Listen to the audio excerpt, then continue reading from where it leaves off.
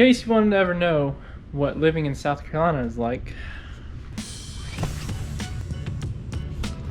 it's like 47 and raining, and it's been like this all weekend. We get to work in the garage. Editing headlight stuff. Yeah, this is taking more videos than I thought. Anyway, also shout out to Vinstagram for the dope shot. Yeah, anyway, I get to go wire in this weather.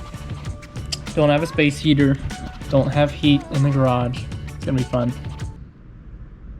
But we're gonna fix the the wiring that I did.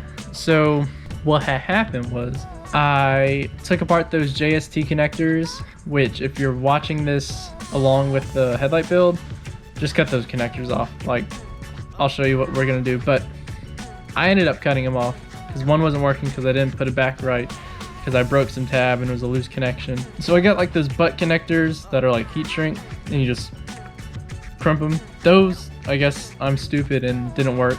Once I did, once I didn't. So I contacted John, and John's like, I use these waterproof connectors. So if you're watching this while you're building yours, get these connectors, link below in the description.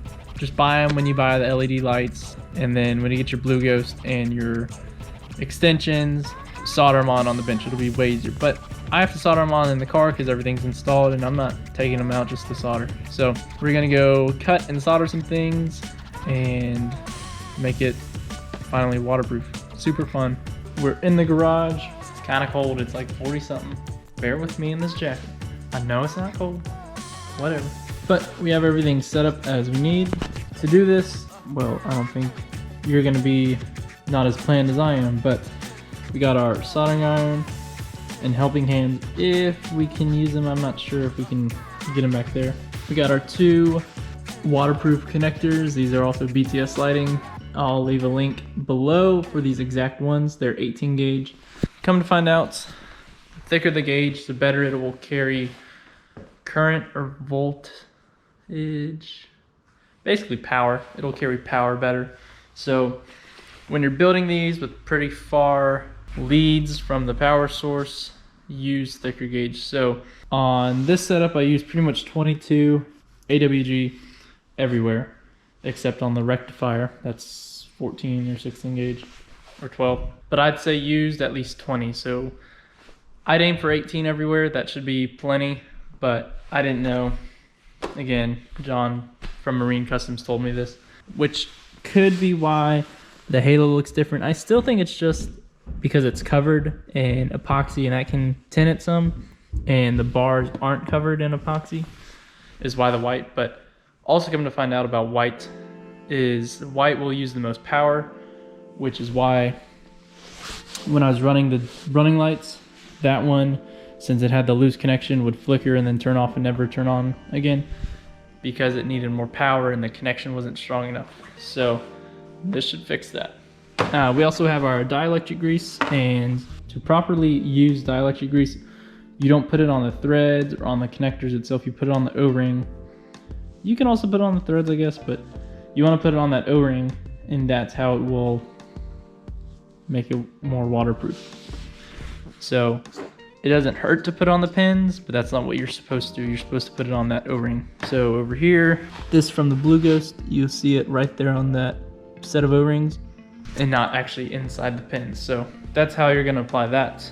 And then of course I got my heat shrink. So for this, where colors don't really matter, I just use red as right because R&R, and then black is left. So right would be passenger, and then left would be driver. So that's my color code. You can do it however you want, but I'm gonna do individual wires and then one big one for everything, so really seal it in. But then from there we don't have to cut anything if we take it out. First step is cut everything, solder. Before you solder, make sure your heat shrink is on. You want to make sure to disconnect the power when you're soldering.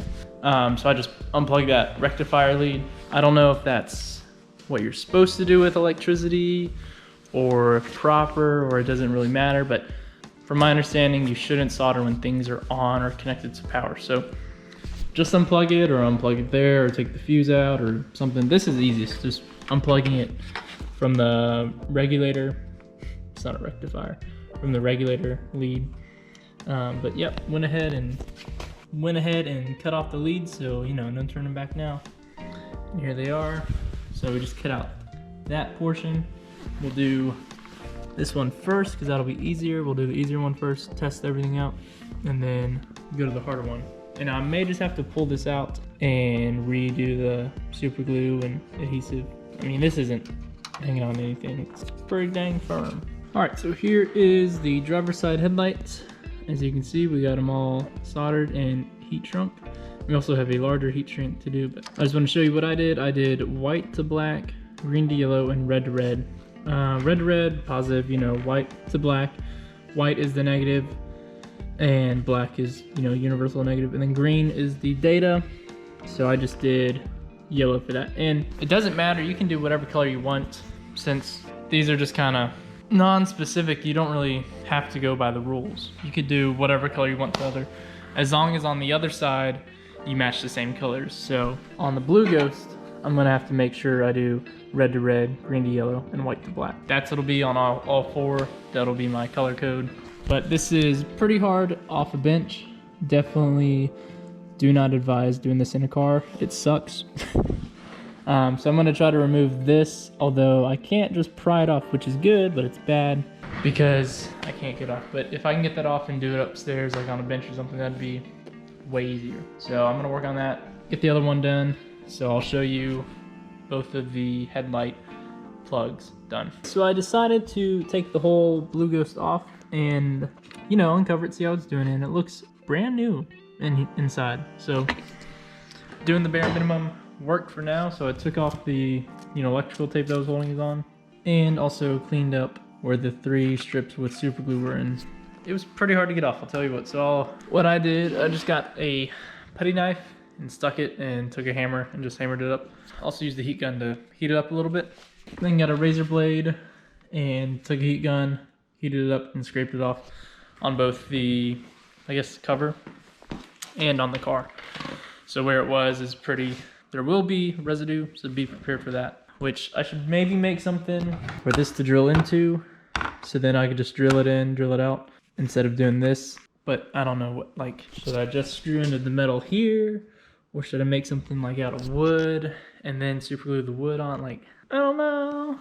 But there's room here. So what we'll do now is we will, you know, I should pot this now that I have it out like this, but I'm not. And I'm gonna hate myself for it. But we're gonna just solder up new leads. So I have to figure out which is right and which is left, and we'll go from there. So we got everything buttoned up. Everything is plugged in. So we also have like a foot more wiring. So we're gonna have to find a way to tuck that in or put it somewhere. So I'll do that when it's warmer tomorrow. And I'll also drive around with it tomorrow, make sure it doesn't flicker. But plugged it back in. Like, I guess we can test them now, make sure they work. At least, you know, at least stationary. So, all right, that's a good sign that they found the controller. And boom, boom, both of them work. Perfect. Now we just drive it in the morning. Hopefully it doesn't rain tomorrow. It's been raining like all weekend, so I'll tidy everything up, and I need to, we'll do that tomorrow. Figure out how to maybe just put that there for temporary. I don't know what I'm doing. I never do. All right, see y'all in the morning. It's a new day. As you can see, it's a lot warmer outside. It's sunny. I was out of super glue, so I got some more glue, and we'll just finish up wiring in here, tuck it all away so that I can go drive it places and not worry about wires hitting things that are hot and melting, because that would be bad. All right, so we got our 3 strips applied, and I also cleaned off. I still have more to clean, but yeah, I might have overdone the super glue just a little bit. This is also Gorilla Glue, mind you. It's this weird one. It's this one, and it's minus. I don't know what minus is.